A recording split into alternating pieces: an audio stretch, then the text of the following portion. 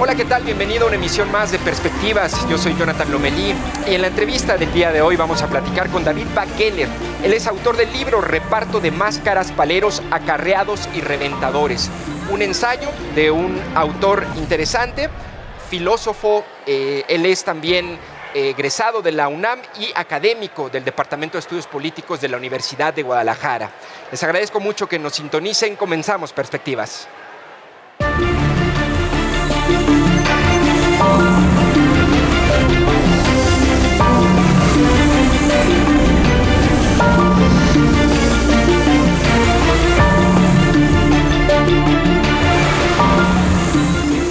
Hola, ¿qué tal? Bienvenido a esta emisión de Perspectivas. Comenzamos. Le agradezco también mucho a David Bakeler que nos acompañe en este espacio. Bienvenido, David. Muchas gracias, Jonathan. Oye, pues me gustó mucho el título de tu libro. Me llamó la atención, sobre todo, cómo planteaba desde el anuncio que se va a presentar en estos días en la FIL, cómo planteaba que analizas el lenguaje de la política, del debate público, pero no desde la academia, esas palabras que utilizan los académicos o los propios políticos, sino el lenguaje ordinario, el que usamos nosotros en promedio, ¿no?, para referirnos a la política. ¿Cuál es de estas palabras de la que más, digamos, te gusta y es como tu predilecta, ¿no? Yo aquí vi que, por ejemplo, hay términos como grilla, tapado, dedazo, chapulín, achichincle, que creo que no necesitan mayor explicación, ¿verdad? Claro. El punto de partida del libro es justamente este, que mientras que los académicos en particular, pero también a veces los políticos, se centran mucho en un tipo de conceptos venerables, elegantes, como democracia, libertad, recientemente populismo, nacionalismo, claro. Son estos grandes conceptos, descuidan el lenguaje que hablamos los mexicanos y las mexicanas cotidianamente en las calles, con el que hacemos nuestros juicios sobre la política. Entonces yo decidí que, usando las herramientas académicas que yo he aprendido durante el tiempo, quería ponerlas en funcionamiento para analizar con muchísimo cuidado y muchísima atención el vocabulario cotidiano de los mexicanos. ¿Tu formación es en filosofía política o cuál es tu formación? Es en filosofía política y filosofía del lenguaje. Oye, sí. ¿Y de estas palabras cuál es tu preferida? Como tú dijiste, una larga lista. Ajá. Me puse a considerar cuáles eran las más adecuadas, ¿no? Y lo que encontré es que estas tres palabras que yo, en las que me centro en el libro, que son palero, acarreado y reventador, ajá, no solo eran interesantes cada una por su cuenta, sino que forman una especie de campo semántico. Las ajá, tres hacen cosas similares. Oye, ¿y qué ocultan o qué muestran estas palabras al ser utilizadas por el mexicano promedio? Es decir, ¿qué es lo que hay o se esconde detrás de estas palabras? Claro, lo que encontré muy rápidamente es que estas tres palabras, no son exactamente palabras que sirven para describir un mundo, ¿no? Ajá. Sino que al mismo tiempo que describen algo, lo juzgan profundamente. Entonces, palabras como acarreado, palero y reventador no solo dicen algo sobre ciertos eventos sociales esporádicos, sino que más bien yo lo considero que se pone ciertas máscaras a ciertos actores sociales. Ajá. Entonces, si llega un grupo, por ejemplo, a una marcha en un camión, últimamente... Acarreados, por ejemplo. Exacto. El fin de semana estaba ajá, lleno de ajá, fotos de camiones estacionados cerca del Zócalo de la ajá, Ciudad de México. Entonces, al llamar acarreados a las personas que se bajan de estos camiones y que van al meeting, no se describe a unos personajes, sino que se los juzga, por ejemplo, como gente que vendió su voluntad. Ajá. Y eso ya implica ver a estas personas con unos ojos políticos. Quiere claro, decir, no son actores democráticos válidos. Entonces, este lenguaje tiene un poder tremendo, aunque sutil, de quitarle la agencia, ¿no? Quitarle, digamos, el poder de individual que tienen las personas al un poco levantar la sospecha de que están obedeciendo las órdenes de alguien más. Oye, y en ese sentido, ¿este tipo de palabras ayudan o estorban? ¿Son más benéficas o malévolas? uno cuando hace análisis de lenguaje, por lo menos yo, me cuido muchísimo de ser policía del lenguaje. Porque, ¿no? Eso como de decir hay palabras buenas y palabras malas no es labor de nadie, porque el lenguaje está vivo y cambia constantemente. Pero lo que encuentro, y espero que los lectores del libro encuentren también, es que si hacemos un análisis profundo de cómo se usan estas palabras, lo que veremos es más bien una obstrucción de la realidad, una mitificación de algo que aparece, digamos, fragmentariamente, más bien una mitificación que hace de lado a millones y millones de mexicanas y mexicanos como participantes no válidos del juego democrático. Claro, porque digo, un poco en ese sentido iba mi pregunta, es decir, estorban en el sentido en que si yo digo acarreados, ¿no?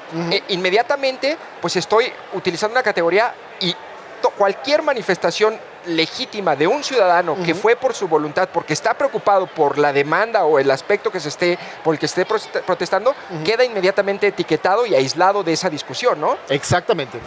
Y en ese sentido, por ejemplo, ¿qué dispositivo tienen otras palabras como de las que integran como el título de tu libro? Es decir, por ejemplo, reventadores o paleros. Ajá.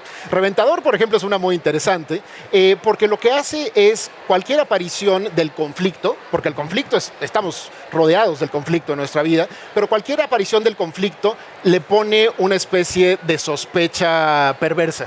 Entonces, si alguien nos hiciera una pregunta, yo lo que puedo decir es, si no me gusta la pregunta, puedo decir, tú eres el reventador de mi enemigo político. Claro. Y entonces el que hace la pregunta desaparece como agente válido y lo que importa ahora es el diputado, el senador, el presidente que están detrás de la acción. Yo llamo a este tipo de agencia vicaria.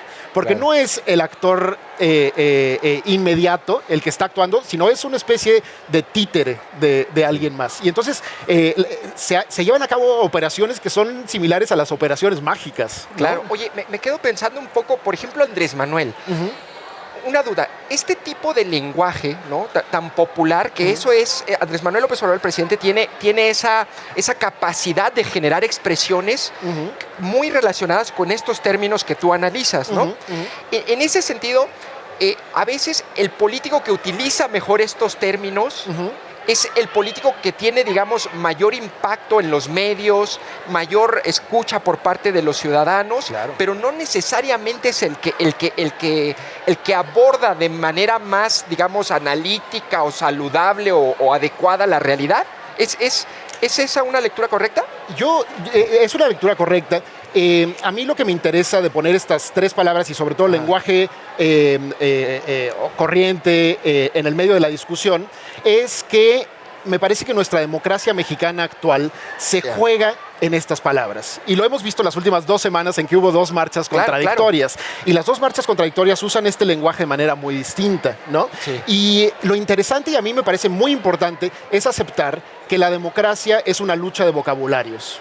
Y entonces las personas tienen diferentes versiones y diferentes, digamos, posturas de las mismas palabras. Sí. Entonces, ahora que hablas de Andrés Manuel López Obrador, por ejemplo, él subió una foto a Twitter recientemente con sus nietos, antes de su cumpleaños, en la que dice, ya llegaron mis acarreados para el cumpleaños, ¿no? Y esto es un uso muy brillante de la palabra acarreado, porque justamente le quita este dramatismo que yo denuncio, con el que normalmente se usa, y se sugiere un poco como, esta es una palabra no tan realista, no tan sociológica, sino que es una palabra de otro tipo, ¿no? Claro. Oye, y por ejemplo, en ese sentido, a ver, dame un ejemplo de cómo utilizaron términos de este tipo de manera distinta los que marcharon a favor del INE y la marcha de Andrés Manuel López Obrador. ¿Tienes alguna...? Claro, bueno, la marcha de Andrés Manuel López Obrador estaba llena de pancartas que decían, no somos acarreados, venimos porque quisimos, o resignificaban las palabras como somos acarreados de la libertad o de la justicia, ¿no? Mientras que la primera marcha también se les acusaba de acarrear, pero de acarrear de otra forma, a través de la iniciativa privada, por ejemplo, que le pagaba a los empleados de las... Entonces, este lenguaje es muy interesante porque la usa casi todo el mundo. Claro. Lo usan políticos del espectro de izquierda, del espectro de derecha. Está un poco en nuestra... Es un lenguaje contagioso. Casi Claro. uno cuando quiere insultar a un adversario, le vienen estas palabras a la mente. Oye, ¿no? y regresando un poco al ejemplo de Andrés Manuel, o sea, tiene esa capacidad, ¿no? De utilizar ese tipo de expresiones o de giros, ¿no? Que de alguna manera encasillan o encapsulan, ¿no? Ciertas realidades. Pero a ver, si pensemos un poco, David, en cómo un ciudadano promedio podría advertir esas, digamos, trampas del lenguaje o esos encapsulamientos del lenguaje, ¿no? ¿Cómo podría hacerlo? Porque al final son como lugares comunes de alguna manera también, ¿no? Este tipo de palabras, Claro. ¿no? Aunque son, digo, populares, pero ¿cómo podría una persona promedio poder decir, a ver, esta discusión o este debate se está limitando a palabras que acotan la verdadera naturaleza de una manifestación como a favor del INE o incluso de apoyo al presidente, ¿no? Claro, esta es una excelente pregunta y yo creo que uno de las primeras, espero que aprendizajes del libro, al menos fue un aprendizaje para mí, es pensar una y otra vez que el lenguaje, y sobre todo el que usamos políticamente, es un lenguaje que no es transparente y que no es ingenuo. Es opaco y tiene intenciones detrás. Entonces, tú ahorita, por ejemplo, usaste la palabra ciudadano. Y a veces pensamos, ciudadano es una palabra neutra, no hace nada. Pero mi idea con este libro es decir que todas las palabras que usamos tienen implicaciones. Entonces, por ejemplo, a los actores que aparecen en el libro, a los que se bajan de los camiones y les dan una torta y un frutzi, se les niega el nombre de ciudadano. Y el nombre de ciudadano se le da a otro tipo de gente que habla de una forma, que se expresa, incluso que se viste de una forma. Entonces, yo creo que la reflexión sobre el lenguaje pasa por decir, todo el lenguaje público es un lenguaje político y tenemos que repensarlo en sus implicaciones. Claro. Pero no es que haya unas palabras sospechosas y unas palabras inocentes, sino que todo el lenguaje es opaco y está actuando para alguien y para algo. Oye, y en este sentido explícame cómo organizas tu ensayo, es decir, qué apartados lo integran y cómo vas abordando el tema en términos generales. Hay una introducción general en la que platicamos un poco de esto que acabamos tú y yo de platicar, de la importancia del lenguaje ordinario, de por qué se excluye y también en que hago una unión con un discurso acerca de la pregunta sobre la mexicanidad que trataron Octavio Paz, Samuel Ruiz. Entonces es una introducción y luego le dedico un capítulo a cada una de estas tres palabras: palero, acarreado y reventador. Por último, después de un análisis muy, muy profundo de estas tres palabras, hago una especie de reflexión sobre cómo este lenguaje es una manera de imponer máscaras sociales a los agentes, pero también un poco lo que acabamos de decir, que todas las palabras son también máscaras sociales. ¿No? Oye, ¿y hay algún filósofo o autor en particular cuyas ideas, digamos, arropan este desarrollo de tu ensayo? ¿Algo en particular? Sí, en la filosofía durante siglos y siglos el lenguaje ordinario había sido visto como de segunda clase. Los conceptos que importan son los conceptos que están lejos del lenguaje que hablamos, ¿no? Entre más lejos mejor un poco. Y en el siglo XX hubo unos filósofos importantísimos, el más famoso de ellos es Wittgenstein, pero también un inglés que se llama J.L. Austin, y hay un grupo que bautizaron a su corriente como la filosofía del lenguaje ordinario. Y yo me inspiro mucho en ellos, en los métodos que usan y también las justificaciones. Pero como intenté hacer un ensayo que pudiera leer cualquier lector interesado, todo esto lo uso, pero sin recurrir al lenguaje academicista. La escritura es una escritura, espero, muy fluida y además para cualquier lector interesado. Oye, Wittgenstein es este filósofo alemán, ¿verdad? Austriaco. Él tenía una frase que me gusta mucho, recuérdame o corrígeme, pero dice algo así como: los límites de mi mundo son los límites de mi lenguaje, o algo así, ¿no? Exactamente, y es una frase un poco, casi podría ser el epígrafe de este libro, que además es otra cita de Wittgenstein, en el sentido de que el lenguaje no es una adición que ponemos sobre el mundo, ¿no? Y tampoco es como nuestro reflejo intelectual del mundo, sino que constituye nuestra propia acción en el mundo. Decir palero no es describir algo, sino es tomar postura, es un poco, se parece más a un apretón de manos, se parece más a un insulto, se parece más a una carcajada, a cosas prácticas. Y en ese sentido, el lenguaje constituye los límites precisos de nuestro mundo. Y además este tipo de palabras pues ya vienen con un significado dado, ¿no? Es decir, no implican ningún esfuerzo, ningún descubrimiento o ningún esfuerzo por analizar un fenómeno, ¿no? Claro. En ese sentido, por ejemplo, el desarrollo de tu ensayo llega a alguna conclusión o apunta hacia algún colofón o algo parecido o no? Llega a varias conclusiones. De diferentes tipos, porque hay diferentes líneas de argumentación. Pero una de las más importantes es esta, es decir que tenemos que criticar este lenguaje, pero no oponerlo a un lenguaje más Moderno y más limpio que nos llegaría, por ejemplo, desde las universidades americanas. Claro. No se trata de esto, no se trata de decir, este es nuestro lenguaje culpable de nuestras jergas folclóricas, para nada. Lo que se trata es decir, este es el lenguaje que tenemos para ver nuestras contradicciones, porque tenemos contradicciones muy reales. Y tenemos que criticarlo, pero si no funciona, tenemos que recurrir también a otro lenguaje inventado nuestro. No se trata de contraponer lenguajes culposos contra lenguajes europeos blancos normalmente y transparentes. De nuevo, es la idea de que tenemos que revisar todos nuestros lenguajes y combatirlos en la arena pública. Sí, decías ahorita contradicciones. ¿A qué te refieres como contradicciones que hay en nuestra...? Bueno, con los acarreados es muy claramente que es una palabra que se usa para nombrar a una clase social, ¿no? Normalmente son pobres que no tienen acceso a ninguna voz. Y eso es una contradicción real de nuestro mundo. No es una... Ahora que la polarización está tan de moda, es una polarización que ya está ahí en la realidad, ¿no? Entonces, la palabra acarreados hace cosas con esta contradicción que ya existe, ¿no? Pero, por ejemplo, llamar ciudadanos a todos los mexicanos es no tomar en cuenta que hay ciudadanos que tenemos acceso a la palabra pública, por ejemplo, y que hay millones de ciudadanos que no tienen ningún acceso a la palabra pública. Entonces, necesitamos vocabularios que nos muestren las contradicciones reales de nuestro mundo, ¿no? Oye, y perdón que insista un poco con la figura de Andrés Manuel, que a mí me parece muy interesante, pero yo a veces pienso que el poder de Andrés Manuel no es ni las transferencias económicas con programas sociales, no es tampoco una carrera de tantos años. Yo digo que Andrés Manuel, el poder de convocatoria y el imán que genera él es gracias al lenguaje que utiliza. ¿Coincides? Yo estoy absolutamente de acuerdo contigo. ¿Qué tiene de particular? Que el libro que acabo de terminar, que espero que se publique pronto, es exactamente sobre el lenguaje de las mañaneras. Ah, sí. ¿Y en qué sentido va? Un poco lo que venimos diciendo. El lenguaje en México ha estado un poco oculto, o podríamos decir ocultado, porque no ha pasado... Nunca hemos discutido sobre nuestro lenguaje en primer plano.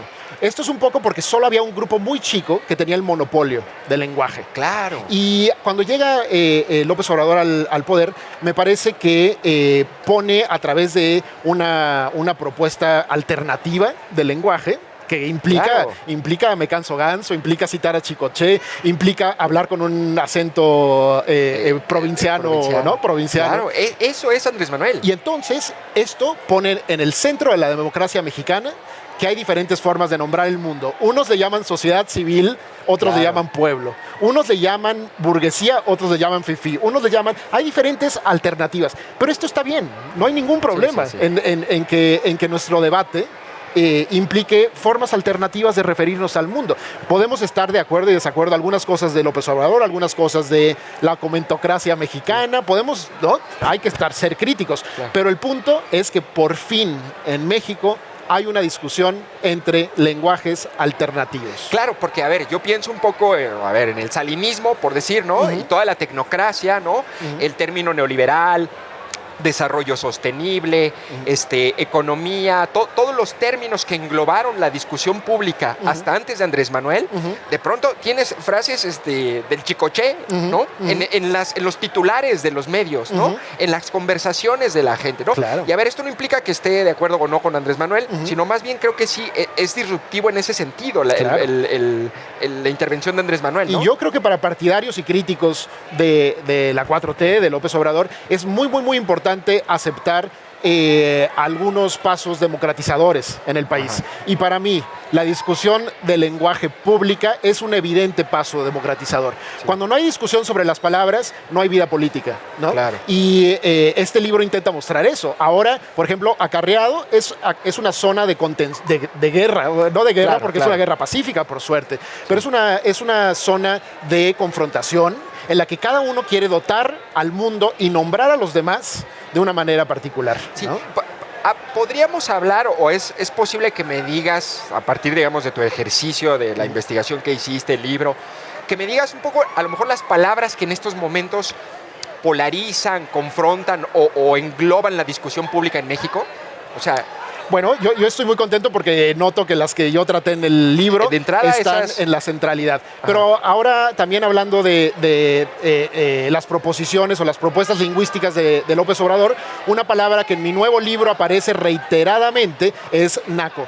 ¿Naco? Naco.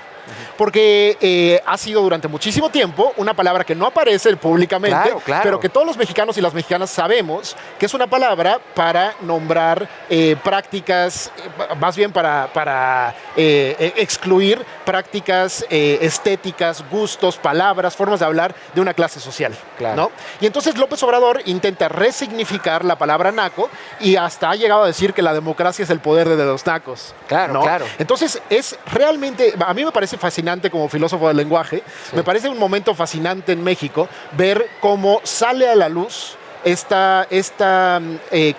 con claridad que el que es capaz de nombrar más convincentemente el mundo es capaz de tener una ventaja democrática. Claro. ¿No? Oye, qué interesante. La verdad es que a mí me interesa, me gusta mucho el tema del lenguaje, ¿no? Y el abordaje que haces me parece que es muy valioso, muy necesario, sobre todo, qué bueno, pues bueno, de la Universidad de Guadalajara. Creo que vamos a platicar más seguido en perspectivas para seguir abordando este tema. Nada más cuéntame ya para cerrar, ¿cuándo presentas el libro?